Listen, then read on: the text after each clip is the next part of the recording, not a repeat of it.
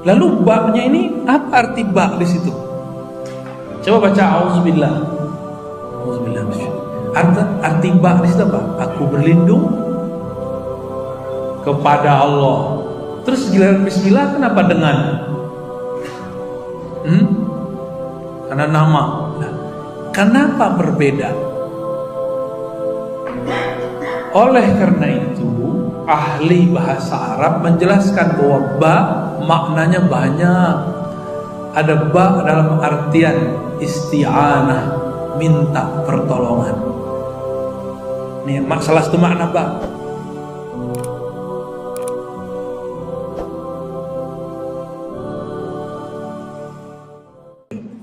Untuk mereka dan untuk Sayyidina Nabi SAW, pengarang kitab ini, dan masyayikh kita semua, dan untuk diri kita sendiri, semoga Allah membuka pikiran hati kita semua. Mari kita baca surah Al-Fatihah. Ya Siratal ladzina an'amta 'alaihim waladdallin.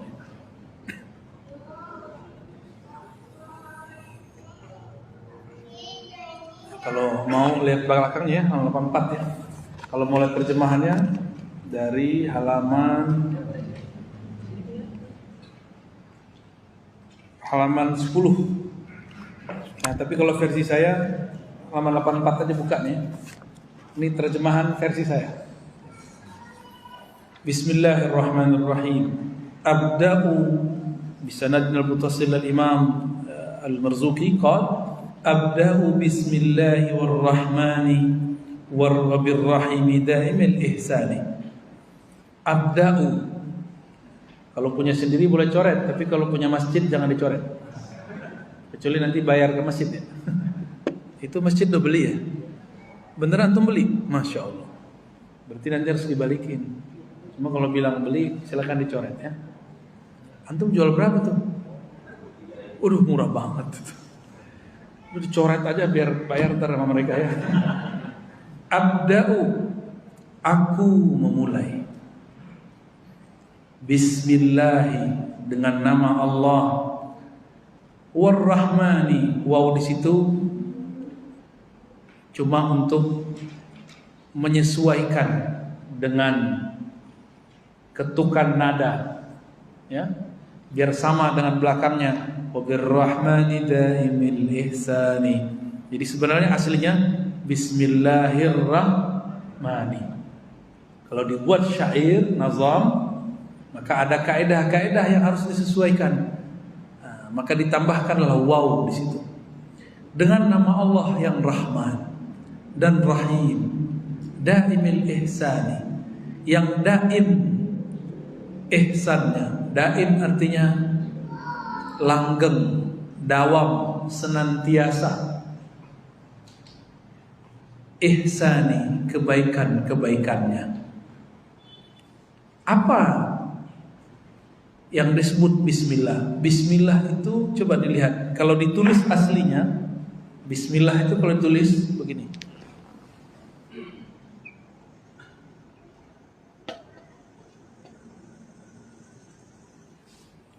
Asalnya nggak begitu.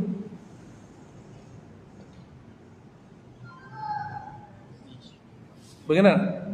Coba lihat alifnya di mana? Tapi dalam ketikan tidak bisa ditulis seperti ini. Hanya bisa ditulis seperti versi di bawah. Kelihatan nggak bedanya? Alifnya setelah ba. Mana ada alif setelah ba? Yang ada alif, ba, ta. Alif dulu baru ba. Karena ilmu huruf itu berkaitan dengan akidah. Ilmu huruf itu ada hubungannya dengan ilmu ma'rifatullah. Yang mengerti ilmu huruf, mereka menulis adabnya alif tetap di depan. Alif, ba. Setelah itu bebas, yang penting alif dulu. Bismillah. Itu alif apa itu?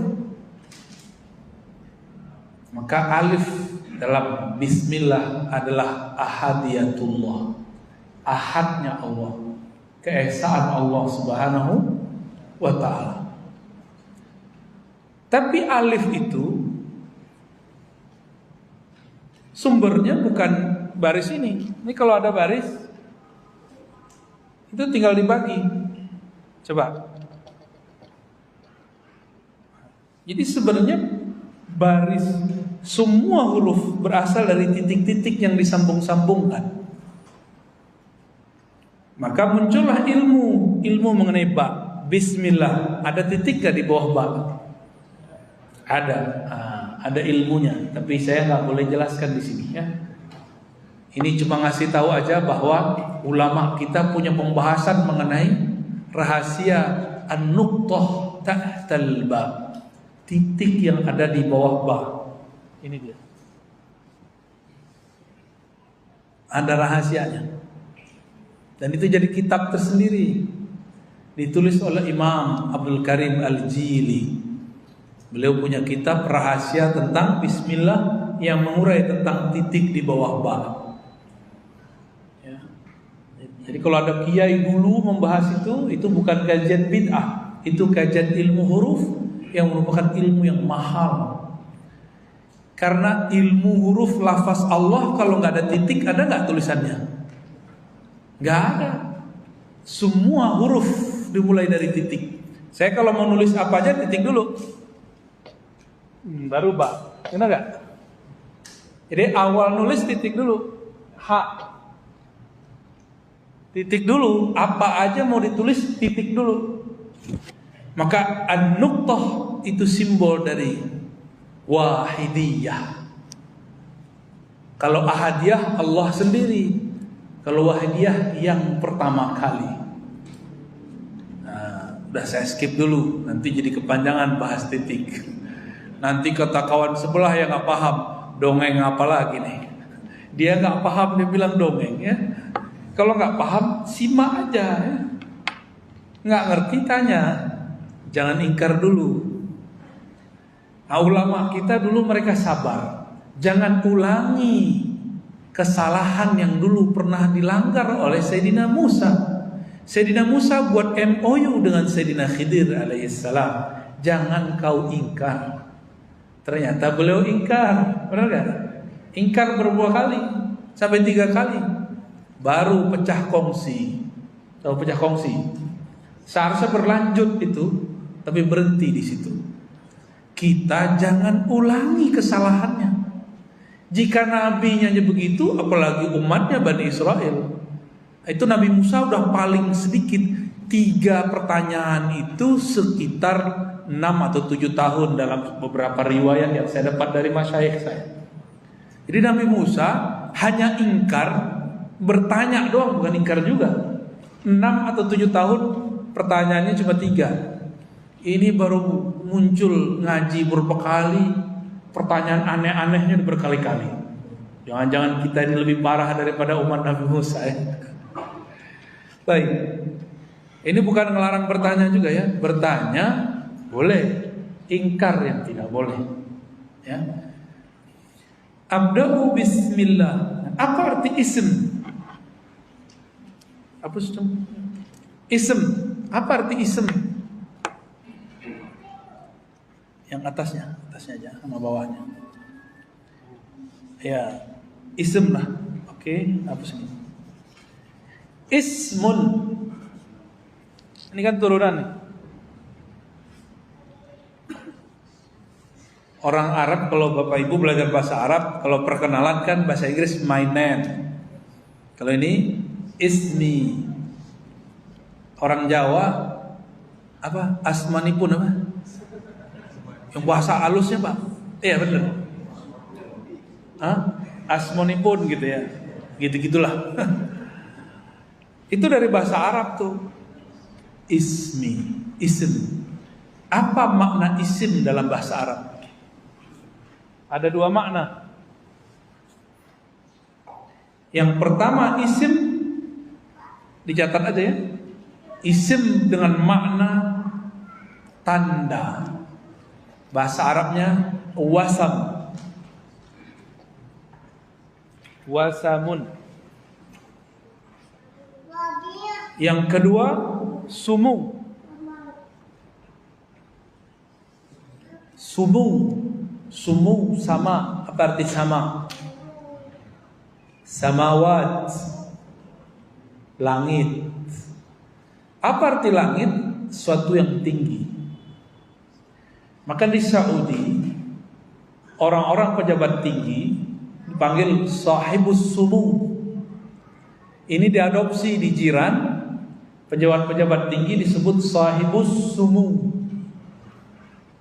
Cuma anehnya di Saudi nyebut Sayyidina bid'ah.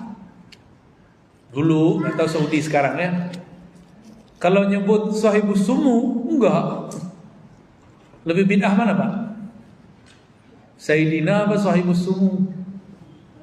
Ya lebih bid'ah sahibus sumu. Jadi wasam, apa arti wasam? Wasamun, tanda. Sumu, keluhuran, ketinggian. Kalau diterjemah, Bismillah, dengan tanda-tanda kebesaran Allah. Satu. Kalau sumu, dengan ketinggian derajat atau ketinggian ilmu Allah. Paham di situ ya? Nanti kalau ada pembahasan tentang Imam Mahdi, kan ada hadisnya. Namanya sesuai dengan namaku. Artinya dua ini. Tanda-tanda dan derajatnya sama denganku, mengikuti aku. Itu makna tentang hadis Imam Mahdi. Tapi banyak salah faham. Dikira tanda-tanda jidat lebar, hidung mancung. Bukan itu. Tanda-tandaku, tanda nubuat. Pada Nabi tanda kenabian, pada beliau tanda kewalian. Itu kajian Imam Mahdi. Tanda kerasulan, Rasul, maka tandanya kerasulan. Maka bagi seorang Imam Mahdi tanda kekhalifahan. Ini kan sekarang negara-negara lagi sibuk beli senjata perang, benar nggak? Mau siap-siap perang dunia. Ya, nggak tahu nih kapan perang dunianya nih. Mungkin dekat lagi. Karena kalau semua negara sudah hancur dengan virus, mereka butuh makanan, butuh ini dan itu. Kalau punya senjata mereka ekspansi. Mungkin sebentar lagi bakal ada Pak. Saya bukan nakut-nakutin ya. Cuma nggak usah khawatir. Nabi Muhammad dulu beli senjata nggak untuk bangun sebuah negara Madinah? Nggak perlu. Beliau dikuatkan. Perang Uhud itu senjatanya ala kadarnya aja. Jumlah mereka cuma 313, musuhnya ribuan. Itu yang ikut perang bukan hanya manusia, jin kafir masuk. Jin kafir ikut. Maka untuk membackup Rasulullah dan para sahabat, diutuslah para wali, diutuslah para malaikat. Sesuai dengan hadis Imam Bukhari. Ini bukan dongeng juga nih ya. Saya nggak pernah ngedongeng Pak. Yang saya sampaikan semuanya ada dalilnya. Cuma orang-orang yang su'ul adab yang menyebut kajian kita dongeng. Ya. Rasulullah dialog dengan Jibril. Wahai Jibril, malaikat yang ikut perang Badar bersamaku itu siapa? Sebagaimana kata Jibril, yang ikut Al-Badar itu orang terpilih di antara manusia, maka yang ikut berperang di kalangan malaikat adalah malaikat terpilih di kalangan kami. Makanya tangan belum nyampe, tonjokan sudah selesai. Itu bukan dongeng, itu asli. Ingkar kepada hadis ini bisa fasik, bahkan bisa kufur. Nanti Imam Mahdi seperti itu. Maka nggak perlu antum mikirkan beli senjata perang, nanti aja itu urusan negara aja tuh. Biar urusan Menteri Pertahanan tuh ya, urusan dia tuh. Nggak udah urusan kita. Nggak bisa perang cuma dengan panah-panahan, naik kuda, nggak bisa. Olahraga panahan, olahraga aja, nggak usah mempersiapkan diri untuk perang akhir zaman dengan panahan. Tenang aja nanti antum. Kalau emang kita jadi tentara Al-Mahdi, nggak perlu latihan-latihan seperti itu. Ya, kenapa? Karena senjatanya Dajjal lebih dahsyat.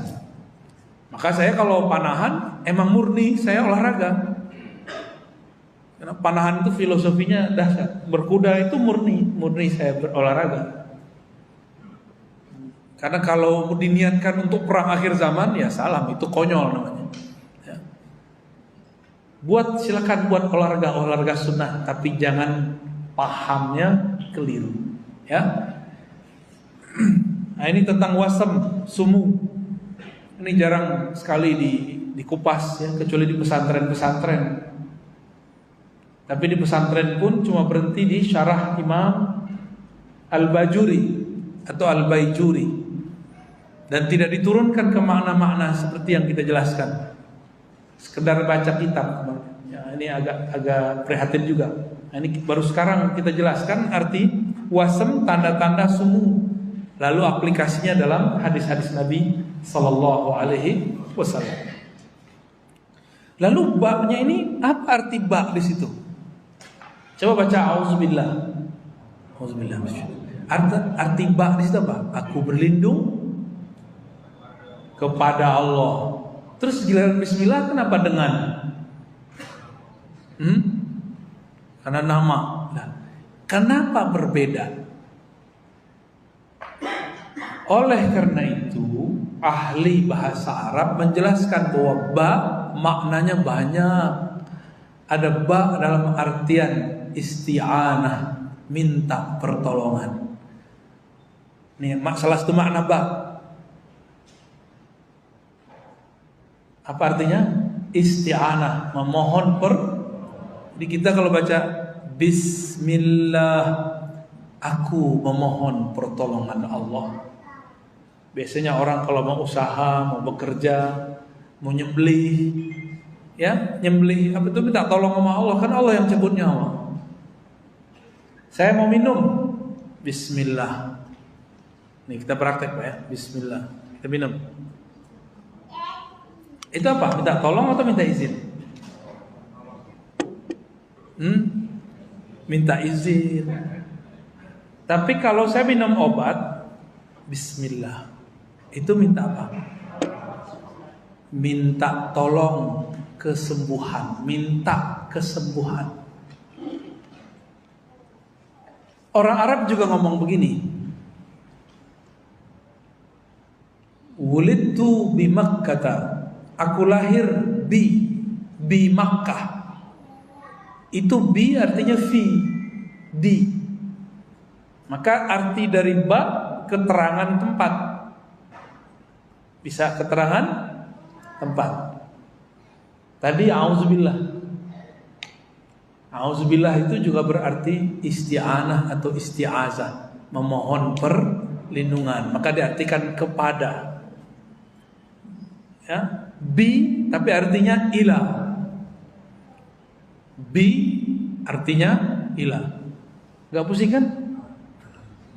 Ini serba-serbi arti ba. Ini baru beberapa makna nih kita jelaskan. Kayaknya ubannya nambah nih. Kalau kita nggak urai, kapan lagi antum mengerti bismillah? Ya. Jadi kalau kita baca bismillah, tercakuplah semua makna itu. Aku memohon, aku minta izin dengan tanda-tanda kebesaran Allah, dengan ketinggian ilmu Allah. Ar-Rahman. Ada apa beda Rahman dan Rahim? Apa bedanya? Coba ditulis Rahman, Rahim. Siapa yang nulis nih? Kalau Arab ente yang nulis coba. Ar-Rahman, Ar-Rahim.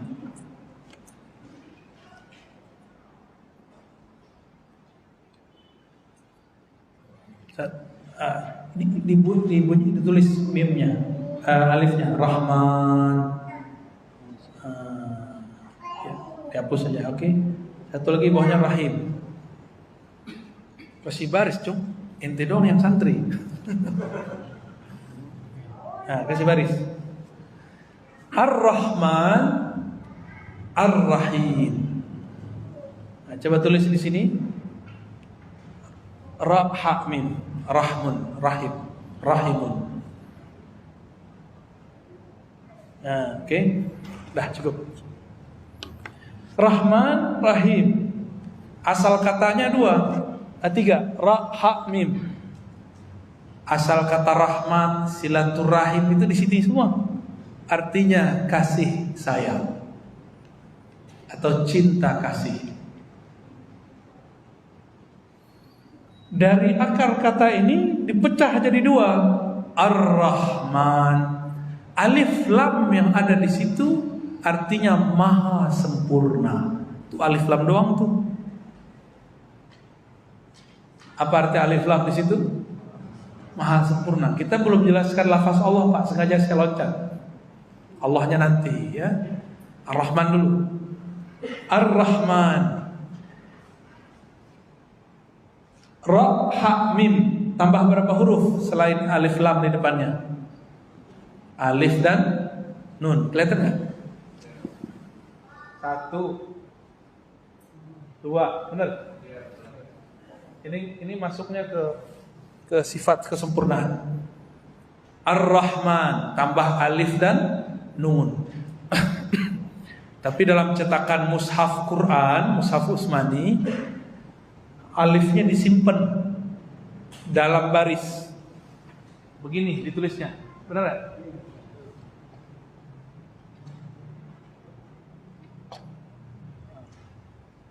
Jadi alifnya ditaruhnya di baris harokatnya. Jadi artinya apa? Sayang Allah yang mencakup dua huruf. Dua huruf itu menunjukkan makna mukmin ataupun kafir. Alif dan nun ini menunjukkan semua makhluk, dulu, sekarang, dan nanti. Maka semua makhluk Allah, siapapun itu, pasti dapat percikan Ar-Rahman. Maka ditulislah dalam Al-Quran surat Taha ayat 5, Ar-Rahmanu 'alal 'arsyistawa. Allah yang maha pengasih, penyayang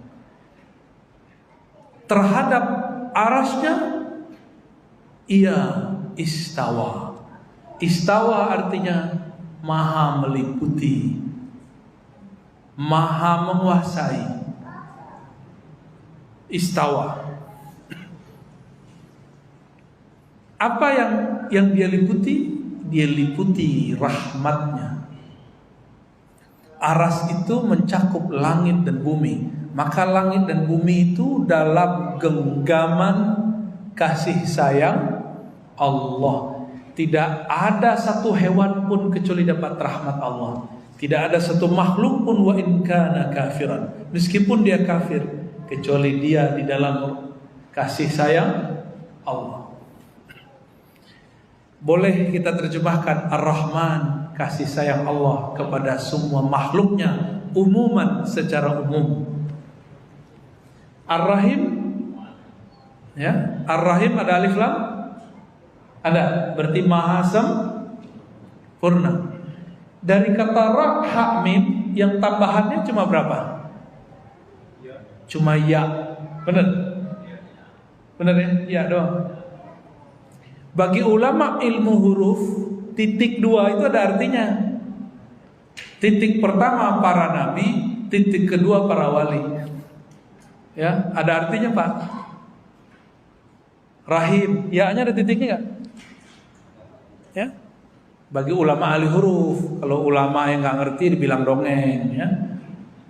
Titik pertama para nabi, yang kedua para wali. Jadi yang dapat rahimnya Allah cuma dua kelompok, nabi, wali, enggak ada lebih. Dan Allah berfirman, innalillahi mi'ata rahmatin. Hadis Imam Muslim, Allah mempunyai 100 rahmat. 99 dia simpan, 1 dia bagi. Ar-Rahman itu 1 yang dibagi. Ar-Rahim 99. Jadi ini 1. Ini 90. Jadi berapa? 100. Jadi sabar-sabar lagi di dunia ya. Jangan minta kenikmatan yang berlebihan. Jangan membayangkan kalau punya pasangan kita sempurna, nggak ada. Sempurna nanti di akhirat. Baik suami kepada istri, istri kepada suami, anak kepada ayahnya, ayah kepada anaknya. Jangan berharap lebih. Begitu juga murid kepada guru-guru tidak sempurna. Yang sempurna cuma Allah, Rasulullah SAW. Ya, ini 99 itu dibagi kepada para nabi dan para wali, nggak lebih. Maka wali nabi itu santai-santai aja Pak. Kaya dia syukur, miskin dia sabar. Senang dia tidak congkak, susah dia tidak kemudian mengeluh. Ini baru corona 2 tahun, kayaknya Allah udah gak ada jadi hadir. Udah berani orang ngomong, kita salah apa? Kenapa kita dikasih corona? Salahnya ente ngomong begitu. Emang urusannya apa? Yang bikin corona kan manusia-manusia juga. Cuma Allah izin. Kalau orang buat corona diizinkan, ngelawan corona juga diizinkan. Ya. Kita ini bukan ahli kesehatan, maka kita melawannya dengan kerohanian. Yang diserang dengan virus kemarin banyak psikis manusia, benar nggak? Orang dijauhkan, stres Pak, ingat mati terus tuh. Dan emang malaikat maut kan setiap saat melihat kita. Bapak ini setiap saat Bapak dilihat oleh malaikat maut. Saya sama. Udah begitu ditinggal. Ya diasingkan. Kayaknya kalau udah kena corona itu kayak makhluk wasial. Ditaruhlah di tempat yang kemudian orang nggak boleh masuk. Ya stres dia. Kalau dia tidak bersama Allah qalbunya, udah stres. Matinya bukan karena virusnya, matinya karena stresnya. Itu lebih banyak kita lihat. Banyak sekali. Dan alhamdulillah kawan-kawan kita yang dulu pernah belajar zikrullah, Allah dalam qalbunya, bukan hanya zikir lisan. Bisa bertahan dalam kesepian itu. Sepinya bukan main tuh. Kayaknya mandang keluar matahari itu aneh. Terbit matahari aneh, terbenam pun lebih aneh.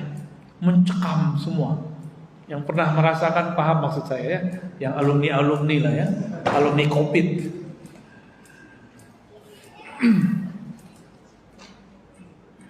Ini Rahman dan Rahim. Jadi dengan apa orang kafir itu makan sekarang? Dengan rahmannya Allah. Dengan apa Allah berinteraksi dengan para musyrikin yang menyekutukannya? Itu dengan rahmannya Allah. Kalau Allah masih rahman dengan orang musyrik, orang kafir, masa kita enggak? Ya, itulah makna hadis. Hadis ini kami riwayatkan dari guru-guru kami. Saya sampaikan kepada kita semua. Dan itu hadis yang pertama saya dengar dari beberapa guru. Dari Syekh Sayyid Al-Habib Ali Al-Jufri ya. Beliau dari Sayyid Abdul Qadir ya, dari Jeddah. Saya juga dengar dari Kiai Ahmad Marwazi, orang Kuningan Jakarta. Juga Syekh Tuan Guru Wildan dari Martapura. Ada Syekh Abdul Rabb An-Nazari dari Yaman. Mereka semua mengatakan awal yang kami dengar dari guru kami adalah irhamu man fil ard yarhamukum man fis sama. Sayangi makhluk di bumi, kata Nabi SAW. Maka yang di langit pun sayang kepada kalian. Yang di langit malaikat. Yang di bumi itu ada mukmin, ada kafir. Jadi kenapa muncul teroris? Itu dia nggak ngamalin sunnah. Padahal orang pertama belajar sunnah ini yang dipelajari. Jangan-jangan dia dapat sunnah setan, bukan sunnah Rasulullah ya.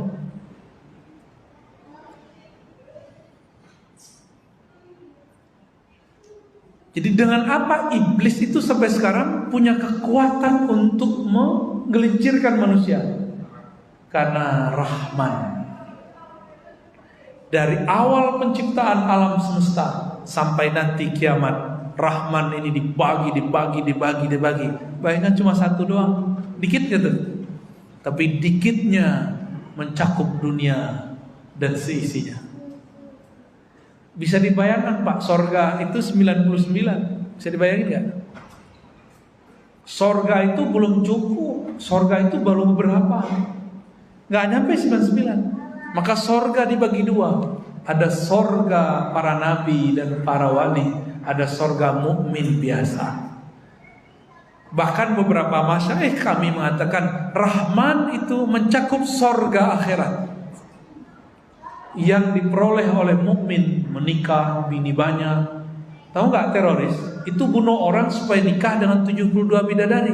Nah, itu Rahman itu. Kalaupun dia emang bisa bunuh orang dapat bidadari 72, boro-boro dapat bidadari, paling ketemunya malaikat Munkar Nakir dihancurin kepalanya. Pasti dihancurin kepalanya. Gak punya otak kok, ya. Udah jelas ayatnya begini, kok ayat itu yang kamu salah pahami. Digemplang itu Pak. Kalau nggak percaya meninggal aja dulu. Ya, ini kan ilmu tentang barzakh ini kan nggak bisa diakses dengan ilmu akal, dia bisanya pakai ruh. Yang ahli ruh bisa ngerti, kalau nggak ahli ruh nggak ngerti.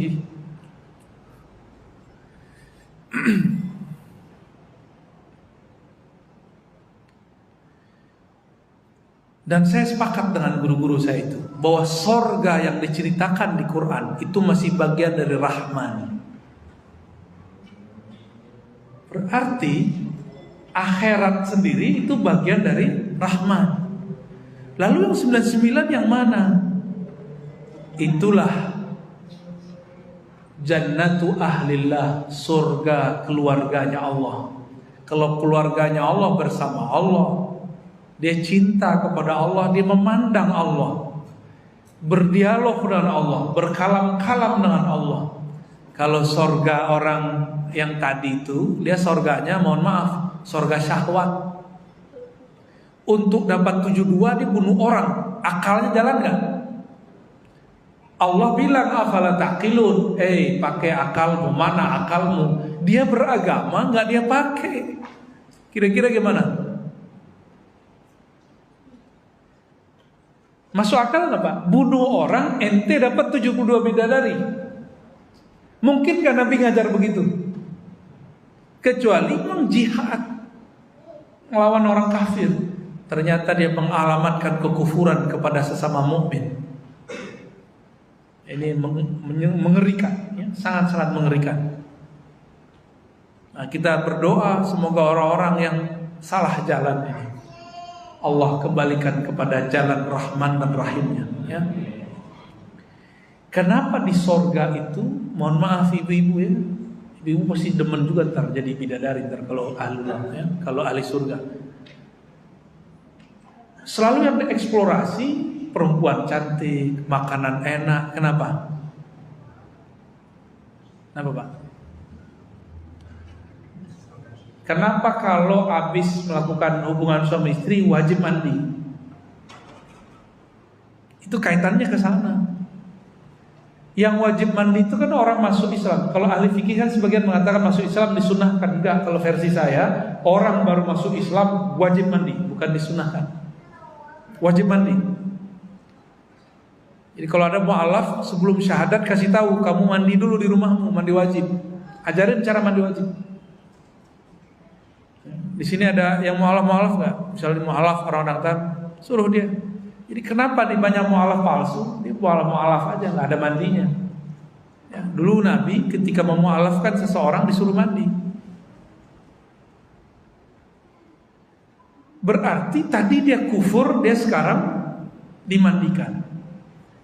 Orang suami istri melakukan hubungan badan lalu merasakan kenikmatan, diwajibkan mandi. Kenapa? Di saat dia merasakan kelezatan itu, dia lupa kepada Allah Subhanahu wa taala. Maka secara bab hakikat dia kafir. Wajib mandi lagi. Gitu. Ini penjelasan Imam Ibn Arabi. Ya. Yang belum nikah enggak paham lah ya. Tapi yang sudah paham mimpi basah masuk. Di surga itu, surga tertinggi namanya Al-Firdaus. Allah izinkan penduduknya bertemu Allah, memandang wajah Allah 2 kali. pagi dan sore. Tapi sehari semalam di sana 1000 tahun. Pagi sampai sore 500, sore sampai pagi 500 tahun. Jadi ketika ahli surga memandang pagi, lalu Allah tutup tirainya, menunggu 500 tahun itu mereka rindunya kepada Allah. Untuk menawar rasa rindu itu, untuk melawan rasa rindu itu, diberikanlah kenikmatan menikah sebanyak-banyaknya. Mau laki perempuan sama. Laki-laki perempuan diberikan kekuatan 100 laki-laki biasa, 100 perempuan biasa di dunia. Biar lupa Pak, ketika mereka lakukan hubungan hilang lagi pengingatannya, ya, lupa lagi, ulang lagi. Begitulah 500 tahun kerjanya bikin anak mulu, tapi gak ada yang jadi Pak. Nanti di surga. Jadi dalam pandangan orang-orang yang ahli ma'rifatullah, surga, hubungan-hubungan suami istri surga itu bukan itulah tujuannya. Jadi yang masuk surga niatnya mau kawin banyak-banyak, itu salah orientasi. Itu salah orientasi. Dia gak kenal Allah berarti. Dia yang dikenal nafsunya. Diceritain ya, inna ansha'nahunna insya'a faj'alnahunna abkara urban atraba. Itu ayat paling seksi Pak kalau diterjemah. Maka dalam terjemahan Kementerian Agama terbaru itu diperhalus bahasanya. Itu kalau ngerti bahasa Arab, ilmu balaghah, saya ngerti bacanya. Dahsyat itu ayat, seakan-akan kita melihat lawan jenis yang paling sempurna di dunia. Urban atraba, itu dia. Saya nggak usah terjemahin Pak ya, Bapak bayangin aja sendiri. Perempuan bayangin aja sendiri. Laki-laki paling sempurna di alam semesta. Ngelihat dia bisa lupa napas.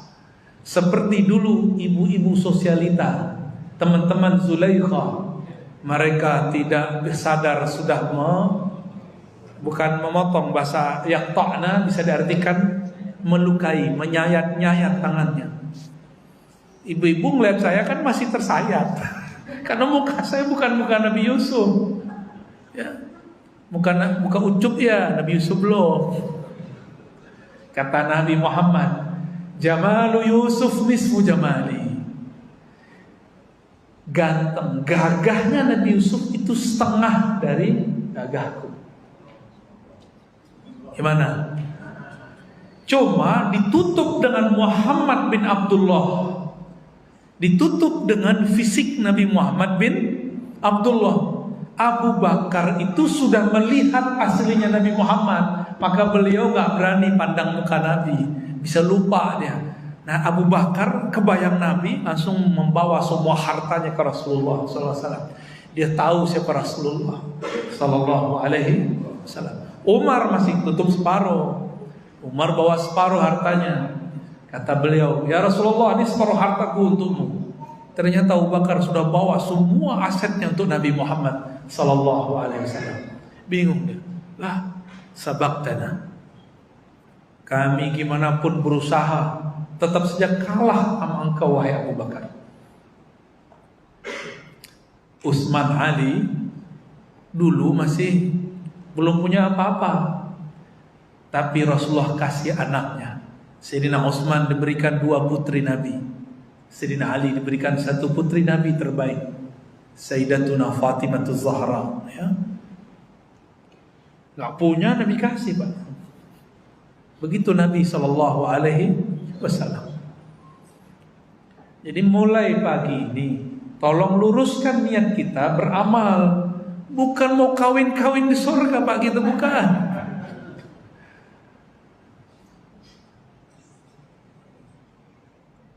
Orang kalau sudah ketemu dengan orang yang dia sukai, senangi, mungkin jabatannya, mungkin posisinya, mungkin hebatnya, kalau udah ketemu, dia nafsu syahwatnya lupa dia main di rumahnya. Inilah kejadian kenapa suami-suami cowok-cowok ini kalau udah asik nongkrong lupa sama istri di rumah. Benar nggak? Protes lah istri di rumah. Bedanya kalau sudah hijrah kan nongkrongnya jadi majelis. Sama, istri protes juga.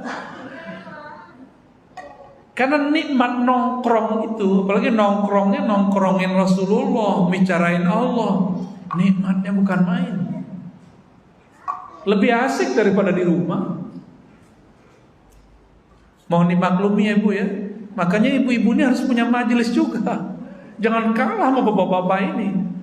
Supaya satu frekuensi. Oh, ini yang dirasakan suamiku.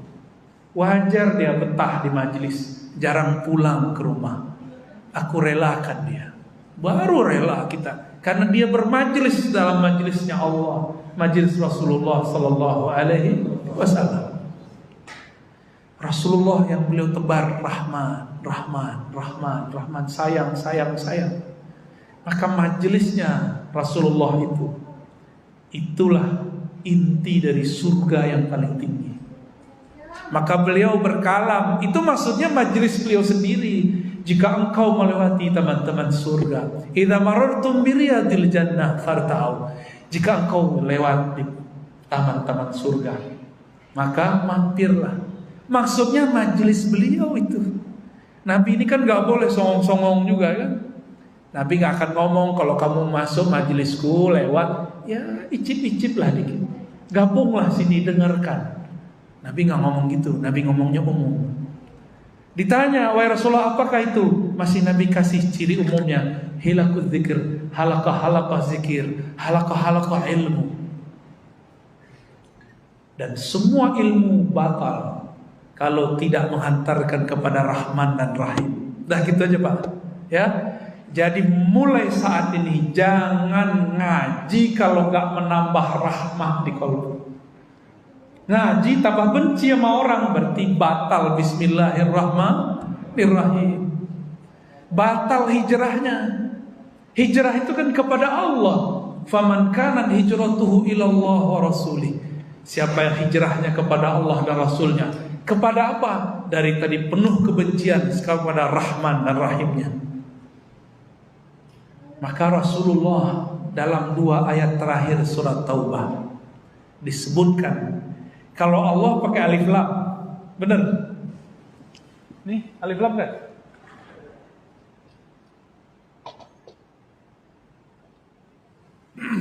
Kalau Rasulullah tidak pakai alif lam, wabil mu'minina raufur rahim, raufur rahim.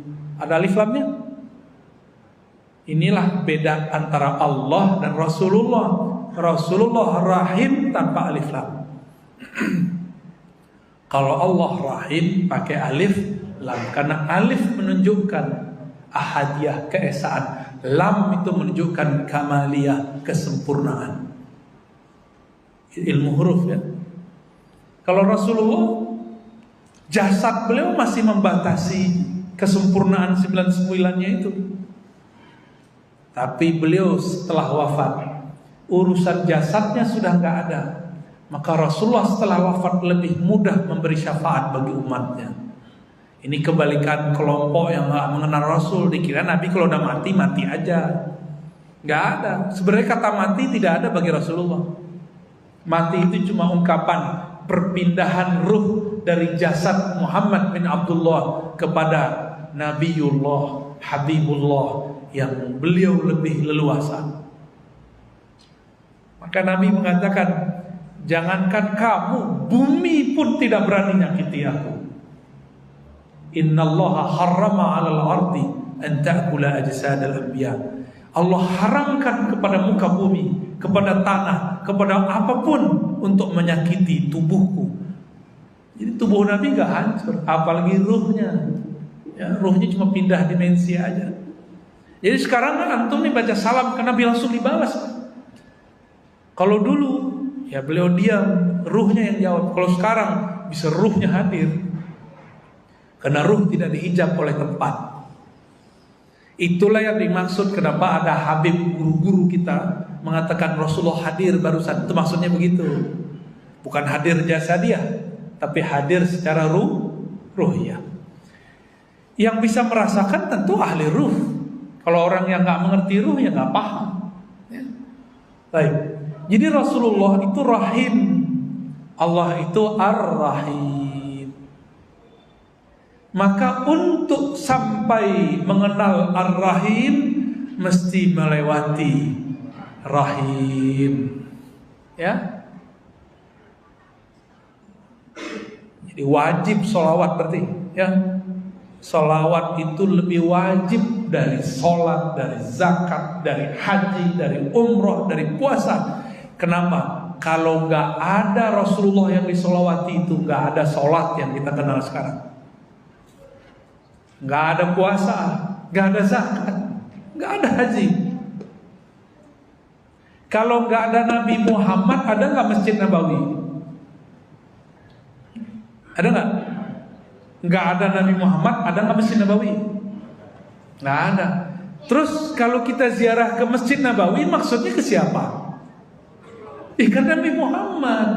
Kok ada kelompok gagal paham, boleh ziarah masjid tapi nggak boleh ziarah kubur? Itu kelompok gagal paham itu ya. Ada hadisnya, la tusaddur rihal illa li salasati masajid. Tidak boleh rihlah safar ziarah kecuali 3 masjid. Masjidil Haram, Masjid Al-Quds, lalu Masjid Aku. Semua masjid itu simbolnya bukan bangunan masjid itu, tapi yang membangun masjid itu. Saya mau tanya lagi, lebih mulia Masjid Nabawi atau nabinya? Si masjid mulia karena nabi bukan? Jadi yang utama itu sebenarnya ziarah nabinya. Itulah yang dimaksud ziarah Masjidun Nabi sallallahu alaihi wasallam. Jangan gagal paham. Banyak yang gagal paham dalam bab itu. Ya. Jadi kita baru baris pertama, Pak. Baru baris pertama nih, gimana kapan selesai ngajinya nih?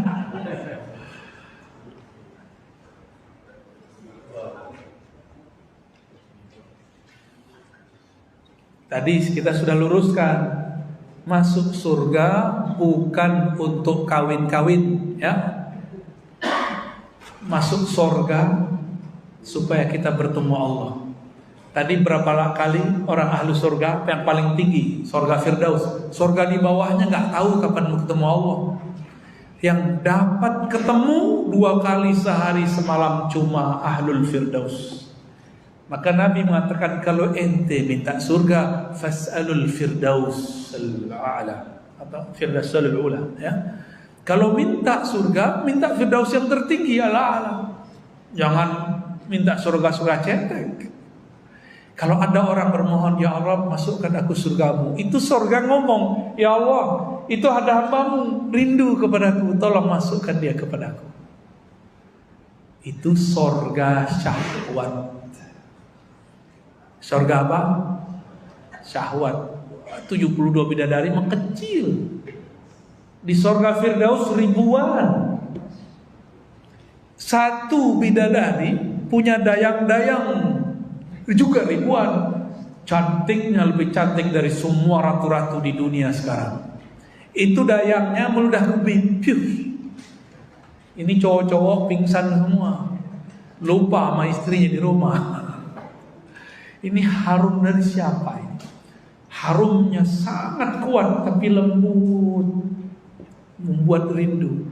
Maka Nabi mengatakan jika bidadari surga meludah ke muka bumi, maka sepenuh bumi dipenuhi dengan atarah, bau harum parfum yang tiada tara. Itu baru dalam Al-Khasa'is Al-Kubra Imam Suyuti ditulis bidadari itu saking beningnya urat-urat di badannya itu seakan tulisannya Ahmad Muhammad, Ahmad Muhammad. Kalau yang dapat ilmunya, jadi kelihatan itu kalau perempuan, mohon maaf ya, orang putih, itu pembuluh darahnya kelihatan nggak? Nah itu yang disebut terlihat dari belakang kain, bening, beningnya bukan main. Itu goresannya seperti Muhammad, lehernya itu Pak. Itu maksudnya apa? Jika Nabi Yusuf separuh gagahnya Nabi Muhammad, maka yang nempel pada bidadari itu adalah percikan daripada jamalu Sayyidina Muhammad. Itulah rahasianya kenapa ada syair jamalun ya. Gimana Ustaz? Antum hafal nggak tak? Hafal? Nggak hafal tak? Belum. Ada kan syair Jamal? Ya, gimana syairnya saya lupa itu ya. Ya Jamal ya Jamalu gitu ya. Itu Rasulullah sallallahu alaihi wasallam. Wahai yang maha indah, wahai yang sangat indah, wahai yang sangat gagah. Kalau laki-laki lihat takjub, perempuan lihat jatuh cinta. Ini bapak nih ketemu sama dayang bidadari pingsan pak, dikira Allah. Allah datang gitu. Pas bangun bilang, mas, bukan Allah mas. Aku pelayan sang ratu mas. Nanti kita kaget-kaget semua. Amin. Maka setiap hari doa, Allahumma ajirni minan nar, ya Allah bebaskan aku dari siksa api neraka. Jangan berhenti di situ, tambahkan wa as'aluka jannatal firdaus al-a'la. Aku minta ya Allah tempatkan aku di surga firdaus. Tapi wali-wali Allah enggak mau cuma di situ. Mereka ada namanya, ada makomnya di surga firdaus, tapi mereka minta ya Rabb, kami minta surga yang di atasnya lagi. Ini dekat Mi'raj ya. Isra Mi'raj disebutkan dalam surat An-Najm itu. Surga itu jannatul ma'wa inda sidratil muntaha, di sisi sidratul muntaha, tempat akhir Sayyidina Jibril bisa bertugas. Di atasnya ada lagi. Maka sebenarnya aras itu surga bagi para nabi dan para wali. Tapi surganya bukan surga syahwat. Nabi Muhammad naik ke aras itu kan setelah berkeliling di surga. Berarti ada jannatun fawqa jannatin, ada surga di atas surga. Apa surganya itu? Ar-Rahman 'alal arsy istawa. Itulah surga bertemu dengan Allah, berkalam-kalam dengan Allah. Dan surganya aras 2 kali lipatnya surga yang ada. Surga yang ada kan 7, 2 kali lipatnya berapa? 14. Itu hitungan saya Pak, wallahu alam hakikatnya. Gimana cara Allah membuatnya? Maka seberapa dekat si hamba itu waktu di dunia menyembah Allah, seberapa kenal dia kepada Allah. Jika dia menyembah Allah karena surga, dia cuma masuk ke surga, surga jannatul ma'wa, surga firdaus paling tinggi. Tapi jika dia kenal Allah, dia sembah Allah karena Allah pantas disembah, dia sembah Allah seakan-akan berkalam dengan Allah. Di saat itu Allah undang dia langsung ke surga arasnya. Surga apa? Jika tadi itu surga syahwat, kawin, makan, syahwat. Kalau ini surganya ru'yat. Apa arti ru'yat? Berpandang-pandangan dengan Allah, bertemu dengan pemilik surga. Saya Bapak undang ke villa Bapak ada di villa satu lagi. Saya minta ketemu, tapi Bapak nggak mau ketemu. Cuma mau pas awal datang sama keluar. Tapi kalau orang penting gimana? Malah yang punya villa bilang, Tuan, manapun kau mau ambil, tolong saya minta berkatnya. Itu kalau dia malah pengen lama-lama. Orang yang datang ke villanya dia pengen rehat, dia pasti pengen ngobrol-ngobrol. Mumpung kesempatan. Begitu. Sama, di sana juga sama. Dia ingin terus bersama Allah Subhanahu wa ta'ala. Bapak ini punya atasan gak? Dipanggil atasan senang gak? Diundang senang gak? Senang. Baru atasan di dunia. Ini pemilik semua yang ada alam semesta, ngajak kita ketemu di arasnya. Jadi aras itu bagi kami yang belajar ilmu begini mengistilahkan dengan jannatur ru'yah, memandang Allah SWT, surganya aras. Ya, udah mau jam 9 Pak. Nah, di ujung kalimat baris pertama, daimil ihsani, yang daim, yang dawam ihsannya, kebaikan-kebaikannya, yang daim, yang dawam. Apa arti ihsan? Ini kelihatan nih, makom penulis ini dia seorang wali. Dia tidak hanya ngomong Islam iman, tapi ngomongnya sudah sampai ihsan. Mukmin biasa dapat dua nikmat, Islam, iman. Tapi kalau wali Allah dapat Islam, iman, sempurnanya dengan ihsan. Ihsan itu nikmat ma'rifatullah. Islam itu nikmat ibadat zahir. Iman itu nikmat qalbu, nikmat percaya, nikmat keyakinan. Orang yang punya keyakinan itu hidupnya penuh nikmat. Tapi yang dapat ihsan, setiap nafasnya nikmat, karena dia bersama Allah Subhanahu wa ta'ala. Kalau begitu pusing gak sama corona? Santai aja ya. Oh nanti banyak khawarij, biarin aja mereka ya. Emang Allah diam? Oh konspirasi alam semesta, tenang saja. Allah khairul makirin. Allah lebih baik konspirasinya daripada mereka. Oh, kalau udah bersama Allah itu lebih santai. Inilah yang disebut dalam Al-Quran, ala inna awliya Allah. Sesungguhnya para wali-wali yang mereka punya Islam, iman, ihsan, la khaufun alaihim, tidak ada rasa gundah gulana, walahum yahzanun, tidak juga mereka sedih. Hidup mati, ya begitulah hidup. Sedih-sedih, tapi sedih manusiawi, gak berlebihan. Khawatir-khawatir, gundah-gundah, tapi masih manusiawi. Itu tertutup oleh ma'rifat dia kepada Allah Subhanahu wa ta'ala. Ya. Kalau saya nih kehilangan, ini hilang diambil orang, karena tahu cara mencari gantinya, pusing gak? Anak kecil kehilangan pulpen, nangis-nangis gak? Karena dia bingung gimana cara mencari ganti yang satu. Orang kalau sudah kenal kepada Allah, dia berserah kepada permainan Allah di muka bumi. Kan Allah sendiri yang ngomong, innamal hayatud dunya la'ibun wa lahwun. Dunia ini main-main aja. Udah kamu main-main, jangan serius-serius amat. Ya. Walaupun kita ngaji serius dalam ma'rifat, tapi serius ini supaya kita tenang bermain-main ketika pulang. Masuk masjid kita serius tawajuh kepada Allah, pulang main-main lagi. Yang happy Pak kalau hidup tuh ya. Nangis lagi ngaji gak apa-apa, kalau pulang happy lagi ya. Karena sudah mengenal rahmat itu yang sebenarnya.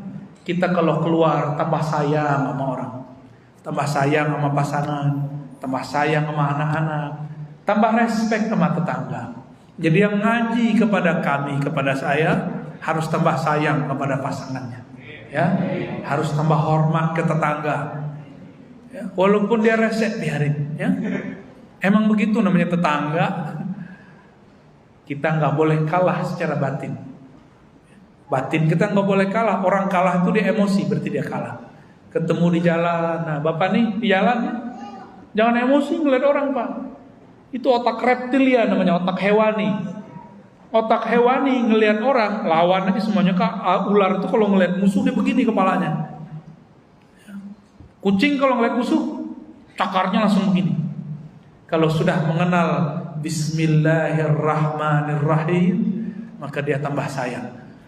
Salafi rese Ustaz, biarin. Salafi kan juga lagi belajar tentang Allah. Cuma lagi stasiunnya namanya stasiun Salafi. Dapatnya begitu.